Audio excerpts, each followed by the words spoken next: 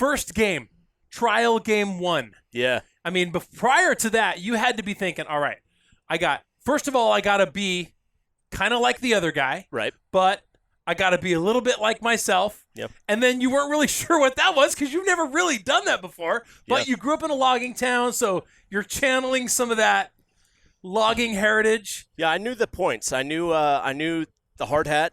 That was something new that I brought in. I knew a chainsaw, and I knew a log. I've been on the field in front of as many people were at that game before, but not in that setting.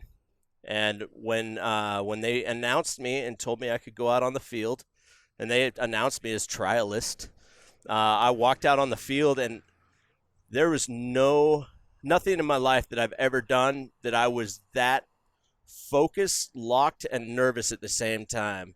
My face was locked into a smile. I held a chainsaw, but I could think of nothing else at that time. I just walked through the stadium, and it was interesting. Thank you so much for watching. Please check out our social channels right here. Our podcast channels here, or tune into the Weekend Warriors radio show every weekend across the Pacific Northwest. This has been another episode of your Par Weekend Warriors. We'll see you next time.